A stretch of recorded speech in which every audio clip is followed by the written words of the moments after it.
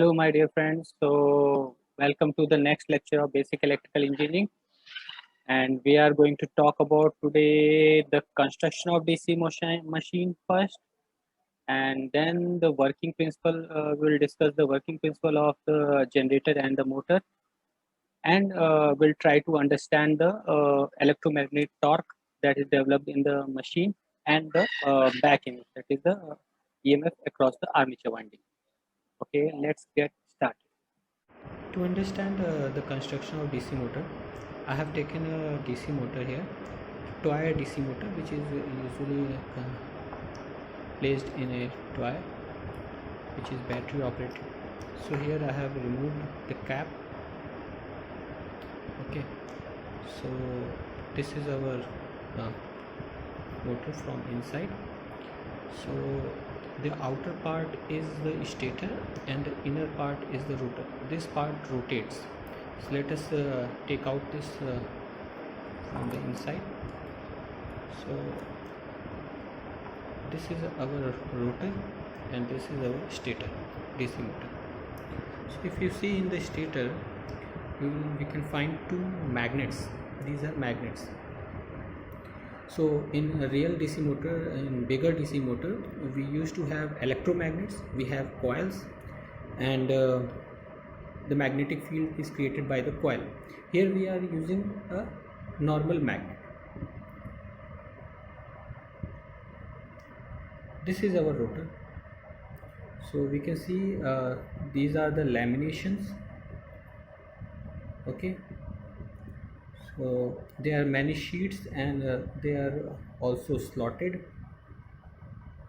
So there are slots here. So these are the slots in which we have provided winding coils. So you can see one of the coil is wound on this one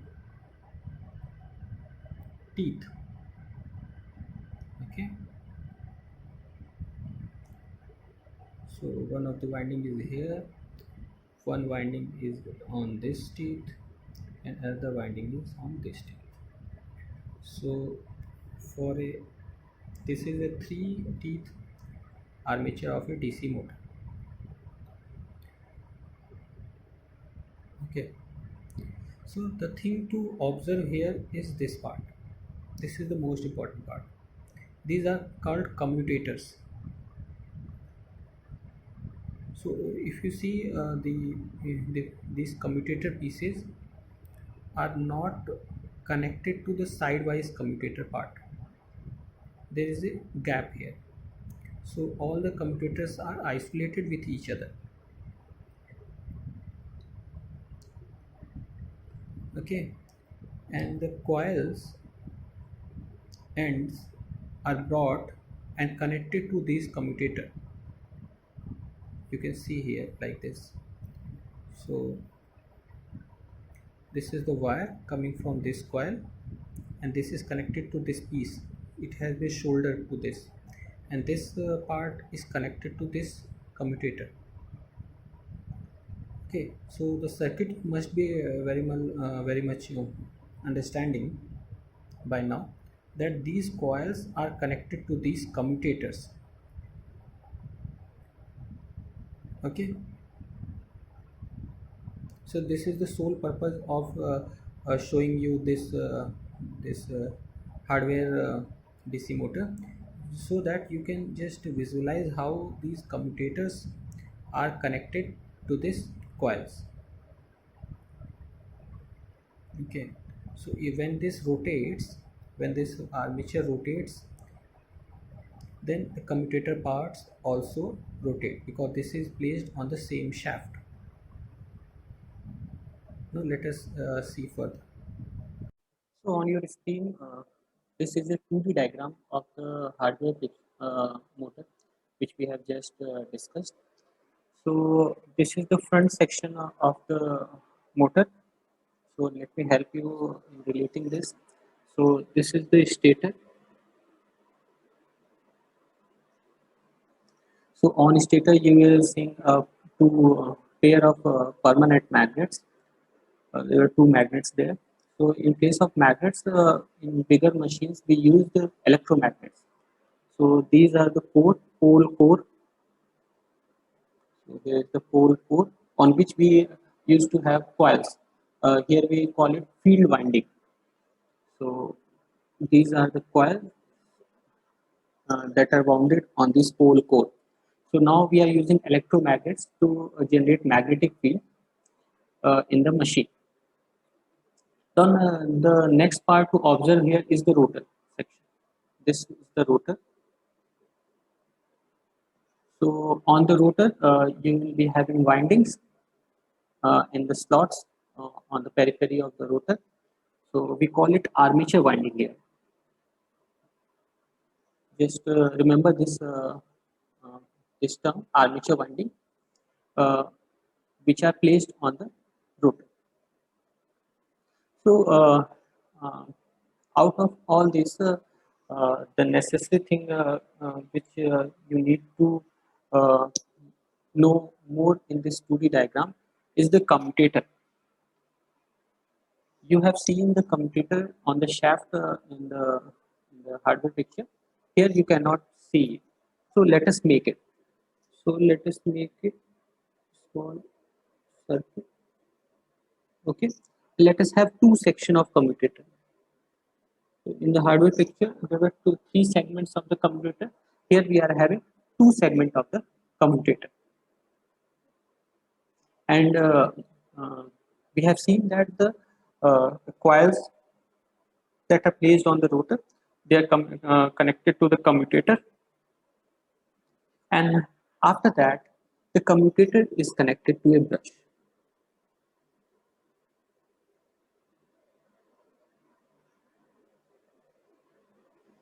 So these are the two brushes which are used to take out the electrical power from the rotor to an external circuit.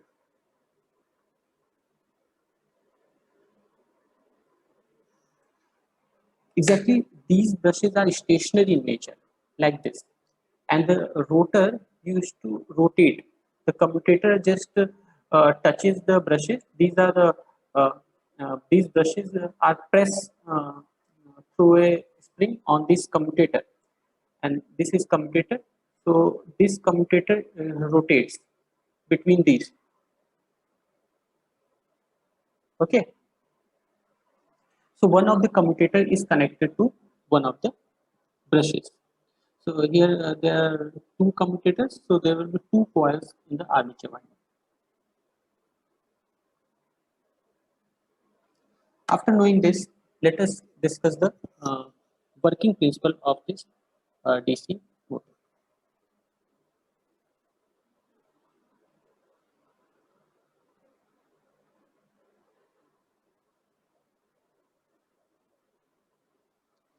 So to understand the working principle of DC motor, we will be using the same component which you have learned just now. So let me have one north and south pole. I have removed the winding for clarity. So let us have the rotor. Rotor we cannot escape. And let us have the shaft and the commutator part. Okay, so there are two commutators and the brush B1, B2. Let us say this is B1 and this is B2. And this is commutator 1 segment, this is commutator 2 segment. Brushes has to be brought out. Connection from the brushes has to be brought out. Okay, let us we are talking about a generator. What is a generator? We used to rotate we used to give the mechanical power to this machine, and this machine will give us the electrical power. So let us have two coils, not two coils. These are the same. Uh, these are the two terminals of the same coil.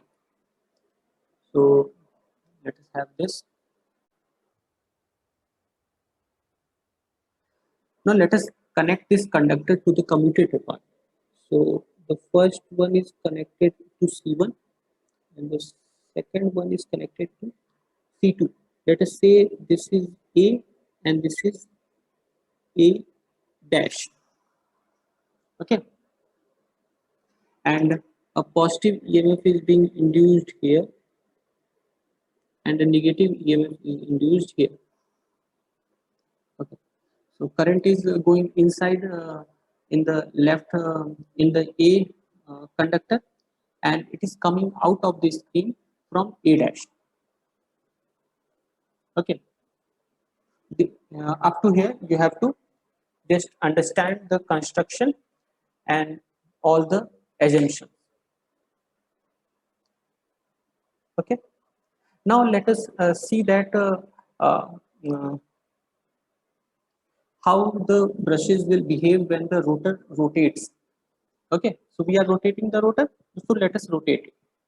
So let us say that A is at positive potential and A dash is at negative potential. Okay, so A is connected to C1, C1 is connected to B1. So the upper terminal will be at positive potential and A dash is negative terminal, negatively induced, so negative potential. So A dash is connected to C2, C2 is connected to B2, and so this terminal is at negative. Okay. Now let us rotate this rotor by 180 degree. So let us have that.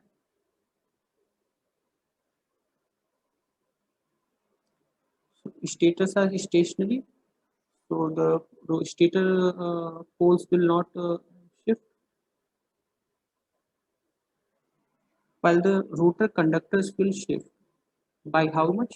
By 180 degree. So now you will be A dash and your right section will be A. Now the shaft and the commutator.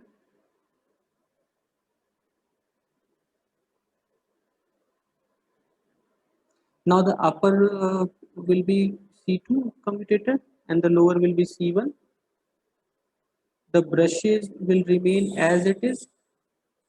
Upper one is B1 and lower one is B2. Now let us talk about the polarity.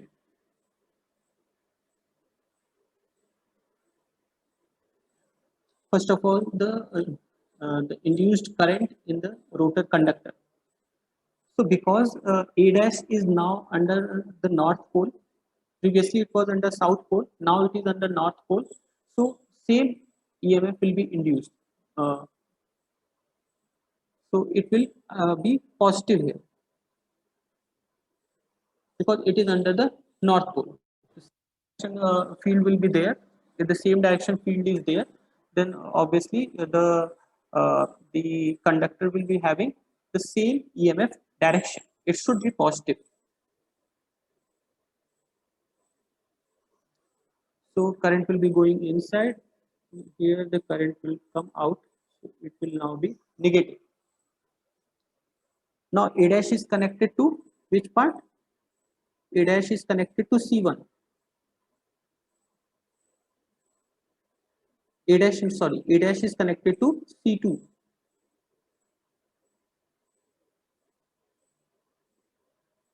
And A is connected to C1. The connection are not changed because it is permanent. So now the C2 will be having positive polarity, B1 will be positive. So again the upper terminal is going to be positive. And the A is now negative potential. So C1 will be negative, B2 will again come out to be negative.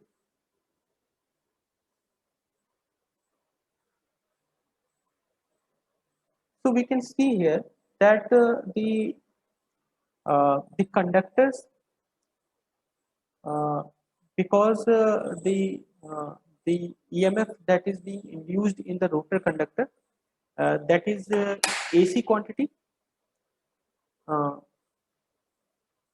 and therefore the potential will vary as per its position, but because the commutator and brushes are so arranged, so placed that the potential of the brush, each brush is unidirectional, is unipolar, we should say. So B1 remains plus and B2 remains at negative potential, though the conductor which are placed in the rotor changes their polarity.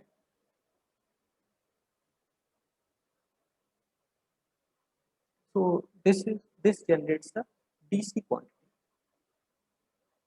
What is the DC? DC do not change its terminal polarity. AC changes. The same terminal will be positive and the same terminal will be negative for one half cycle in AC supply. For DC supply, the polarity of a terminal will remain constant. Here also it is visible.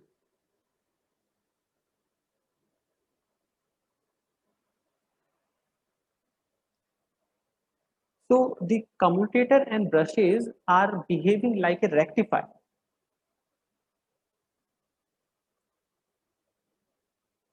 So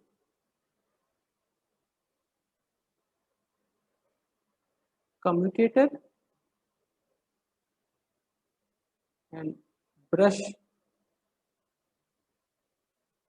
arrangement converts AC EMF to DC EMF, and this process is called a rectifier. The conversion of AC to DC is called rectifier.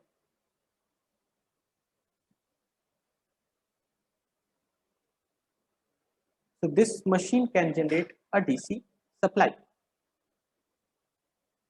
Now let us talk about DC motor. So let us talk about DC motor working principle. We will be using the same diagram.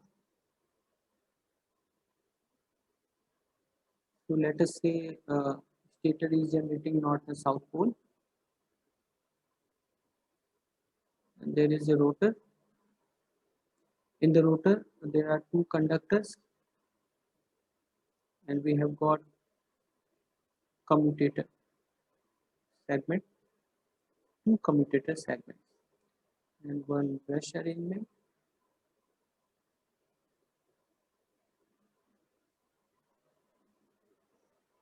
So let us say this is B1, B2, C1, C2, and this is A and A dash. Now in DC motor, what we do, we provide DC supply to this DC machine, and then the rotor rotates in the machine. So how is that possible? Just see. So we provide a DC supply to this machine. So what will happen? B1 will be having one polarity, positive, let us say positive polarity, and B2 will be having negative polarity. And mind you, this A is connected to this C1, and this A dash is connected to this C2. So now again the B1 is connected to A, so there will be plus polarity to this A, and current will go inside this conductor, okay, in the uh, uh, perpendicular to the plane of this screen inside, and this A dash will now be negative polar, and the current will come out of this uh, conductor. Now if you use your right hand grip rule and try to find the magnetic field that is generated by the conductor in the rotor, then you will see that this uh, A is generating magnetic field that is up to down, up to down. And when you see the A dash coming out of the plane of this screen, then also the magnetic field be from up to down. So A is generating a magnetic field that is in this direction, and A dash is also generating a magnetic field that is in this direction. So if you see the effect of uh, this conductors on the rotor, so a magnetic pole is being created by this armature, which is north in below and south in above. So if you remove everything, then we are having a north-south generated by the stator, and the north and south generated by the rotor. Now what will happen? This north will be pulled towards the south pole, and this south pole will be pulled towards the north pole. The rotor will have, will experience a, a torque that will rotate the rotor in anti-clockwise direction. Now, what will happen after, let us say, 180-degree rotor rotation? So, A and A dash will interchange its polarity. A and A dash will change its polarity. Similarly, C1 and C2 will also change its position. So, just to uh, complete this, let us uh, just redraw that after 180-degree rotation. So this will be now A dash, and this will be A. Commutator, if you see, the above one will be now C2, the lower one will be C1. A dash is connected to C2 and A is connected to C1. This is true.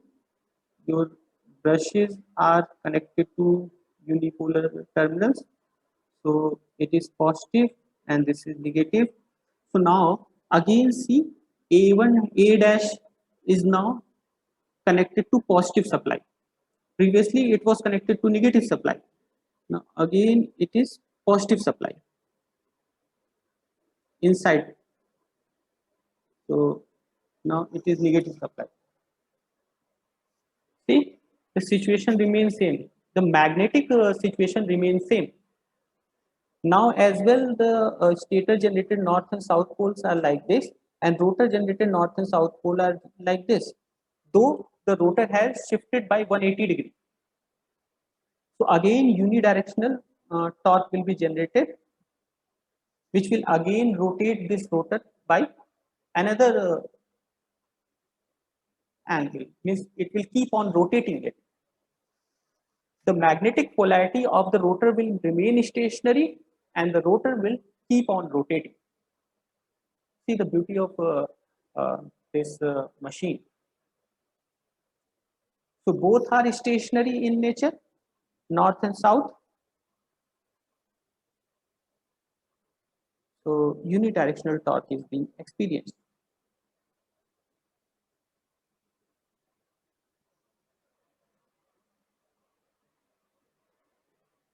So this is how a DC motor rotates.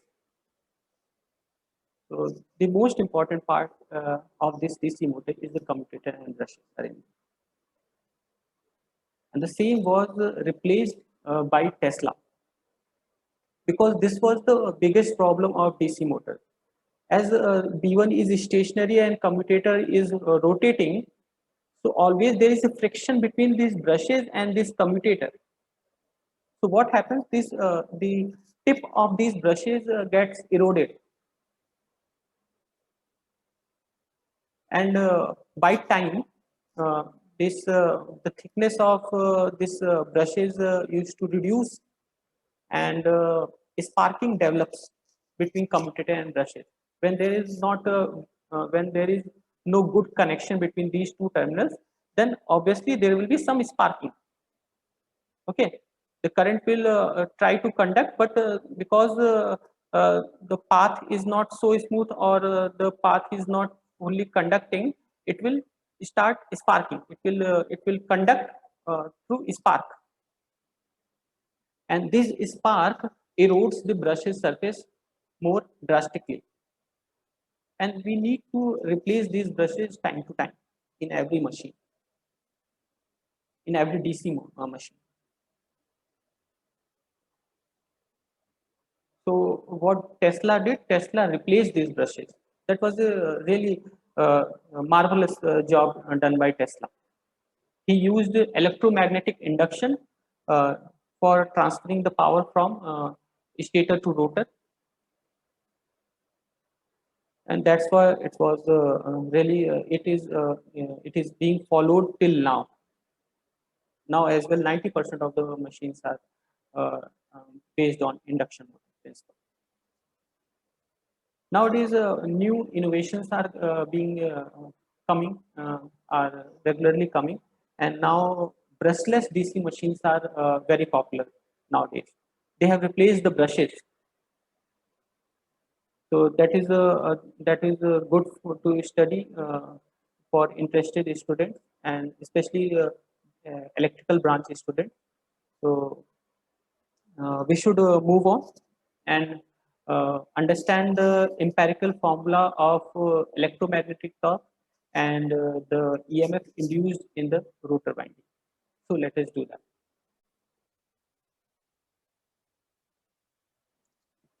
So what is the exact formula of the torque? On what parameter the torque of a DC motor depends? Because torque is one of the most important parameter in any DC machine. That is the main factor because which any motor rotates. So I will be not deriving anything. It might be in some of the syllabus, but mostly I have found that it is not in the syllabus of many. So I will just use the theoretical physics to derive the formula. Okay, so I'll be using the uh, same construction.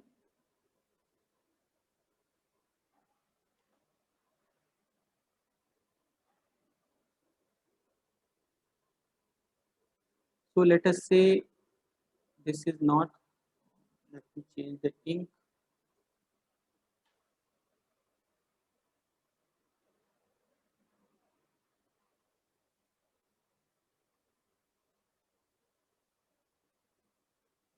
So if the stator generates a north and south pole and rotor generates a north and south pole in itself. So here it is phi s, let us say, and here it is phi r. So on what term the torque will depend? First of all, the strength of these magnets. Higher the strength of the magnet, it is obvious that higher will be the uh, uh, force pull between these two magnets. So higher will be the torque. So T is directly proportional to phi r and phi s.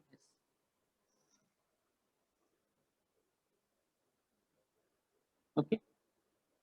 So phi s and phi r. And we know that the current in the winding generates the fluxes. So fluxes are directly proportional to the current. So IR is directly proportional to the current in the rotor winding, which is also called armature current, and phi s is the flux generated by the main winding, the field winding. So we will call it IF. So considering this, torque will be directly proportional to IA IF. And with a proportionality constant, we can say that T is KT IA IF. KT is a constant that will depend upon the construction of the DC motor. So for now, you can just assume that it is some constant. So it will depend upon IA and IF. Higher the field current, higher the torque, higher the armature current, higher the torque. So if you have to supply higher amount of torque to a mechanical load, then what you need to do, you need to change either both or one of them, which is sophisticated to you. Now let us talk about the EMF induced in the rotor winding.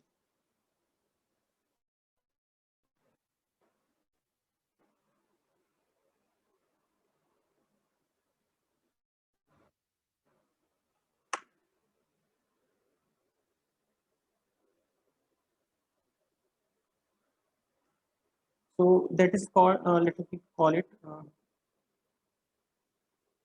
induced voltage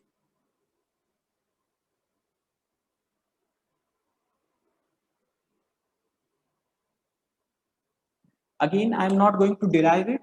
I will just use theoretical physics or some equation to just reach to mm, a formula that we can use. Okay. So by Faraday's, I will be using Faraday's law. So by Faraday's law, what you say, E is equal to d psi by dt. Psi is the flux linkage with the winding.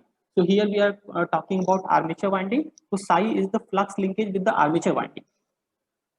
The flux that is coming from a stator, how much that flux is linking with the winding. And d by dt is what? D by dt is the rate by which the flux linkage is varying. So obviously d by dt will depend upon the rotor speed. So we can say omega. Omega is in radian per second. This is in radian per second. Okay. So E can be said as directly proportional to the speed by which the rotor is rotating, and the phi s, the flux that is generated by the main winding. So phi s, as we have said, that phi s is directly proportional to if. So E will be directly proportional to omega if. Introducing a constant E, sorry,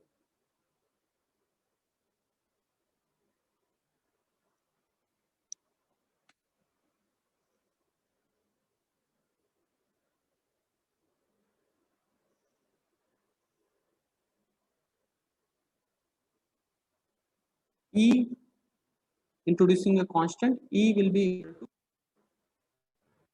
A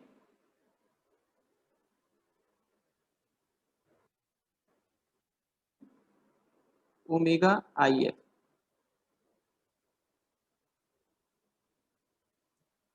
So we call it back EMF in DC machine. The EMF induced in the armature winding is called back EMF, EB. That is equal to KB omega IF. So EB, the armature induced voltage, will be directly proportional to the rotor speed. It's a speed itself. So higher the speed, higher will be the EMF induced in the machine, in the rotor winding. And also higher the flux generated by the field poles, higher will be the EMF induced in the rotor winding, the armature winding. And Kb is a constant. And this is really interesting that Kt is equal to Kb.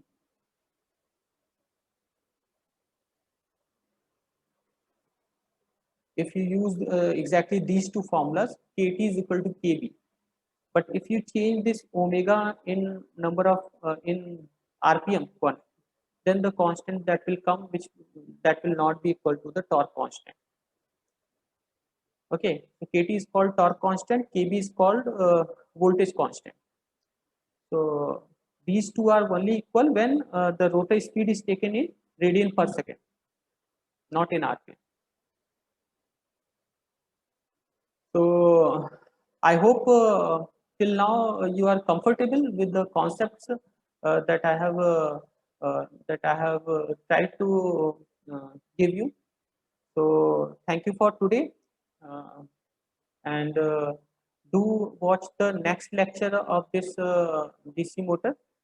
It is going to be how the circuit diagrams are made in DC motor, and what is the torque speed characteristic of DC motor, how we can control the speed of DC motor, and some numerical practice as well. So for that, join me in the next lecture. Until then, goodbye, and just like and subscribe the videos that you watch on our channel. Okay, thank you for now. Thank you.